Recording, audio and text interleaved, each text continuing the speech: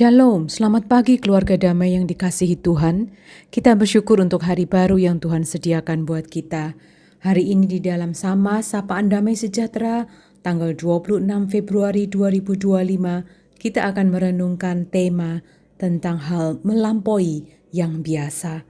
Sebelumnya mari kita berdoa.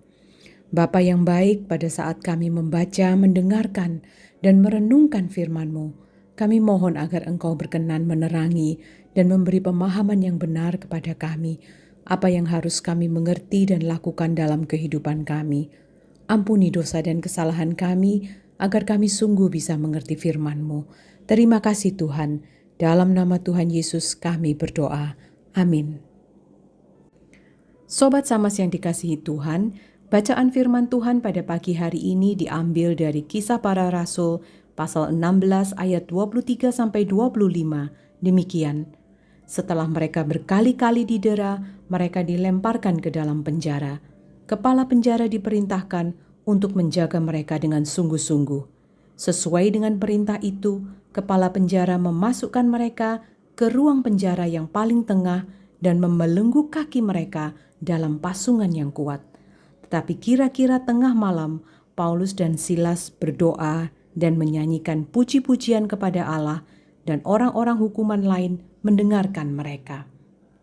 Jika kita membaca seluruh perikopnya, yaitu Kisah Para Rasul pasal 16 ayat 19-40, menceritakan tentang pengalaman Paulus dan Silas di Filipi, khususnya saat mereka di penjara dan mengalami mujizat pembebasan dari Tuhan.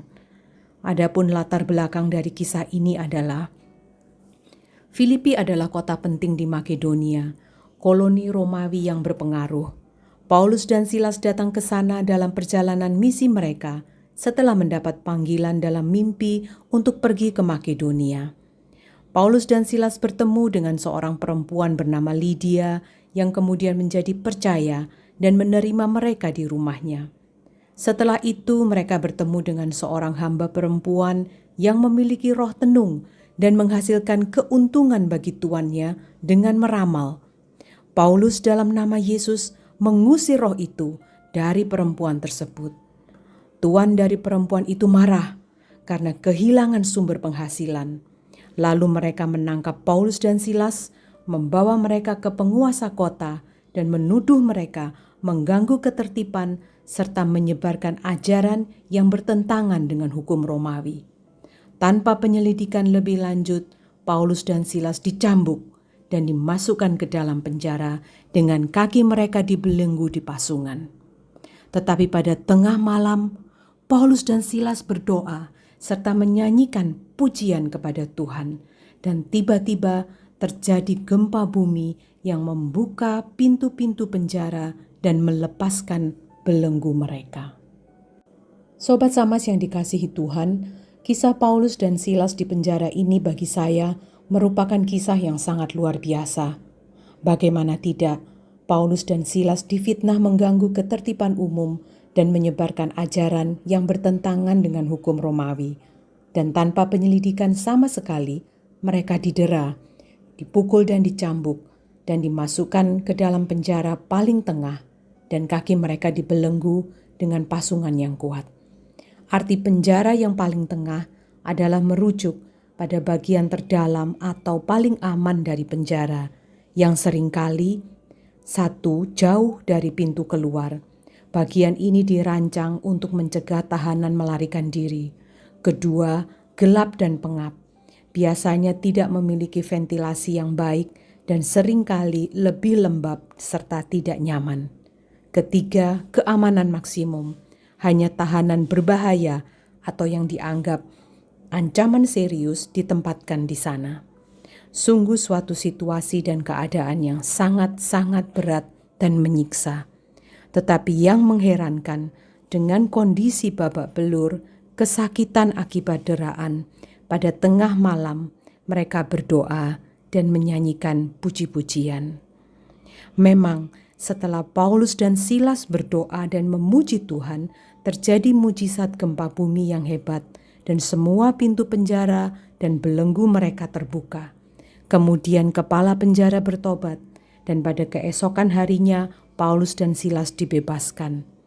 Tetapi pada saat Paulus dan Silas tetap berdoa dan memuji Tuhan dalam keadaan mereka yang tidak baik-baik saja, mereka tidak tahu bahwa mujizat akan terjadi. Karena mereka berdoa dan memuji Tuhan bukan supaya terjadi mujizat.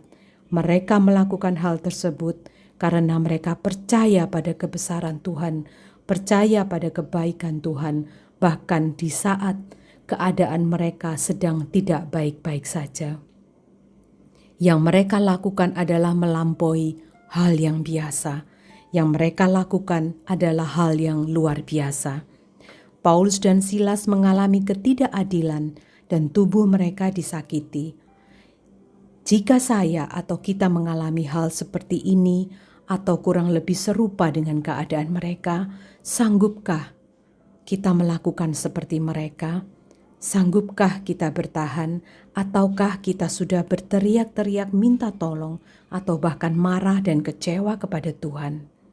Jika keadaan kita baik-baik saja, semua lancar dan sehat, dan segala kebutuhan kita terpenuhi, adalah hal yang wajar dan normal jika kita berdoa dan menyanyikan puji-pujian kepada Tuhan. Tetapi apakah kita bisa tetap berdoa dan memuji Tuhan jika yang terjadi adalah hal yang sebaliknya? Sobat Samas yang dikasihi Tuhan, keteguhan iman terutama pada saat-saat sulit adalah hal yang harus kita kerjakan dan upayakan dengan sungguh-sungguh, dan itu tidak mudah. Tetapi kita percaya, niscaya dengan pertolongan Roh Kudus kita sanggup melakukannya. Paulus melakukan apa yang dia tulis dalam 1 Tesalonika 5 ayat 16-18. Bersukacitalah senantiasa, tetaplah berdoa, mengucap syukurlah dalam segala hal, sebab itulah yang dikehendaki Allah di dalam Kristus bagi kamu. Mari kita berdoa. Ya Tuhan, ajar kami terus untuk melihat dan merasakan kebaikan Tuhan dalam kehidupan kami, baik pada saat kami dalam keadaan baik-baik saja maupun pada saat sedang tidak baik-baik saja. Kerinduan kami ya Tuhan adalah dalam segala hal kami terus berdoa, memuji nama-Mu dan melekat kepadamu. Demi Kristus kami sudah berdoa. Amin.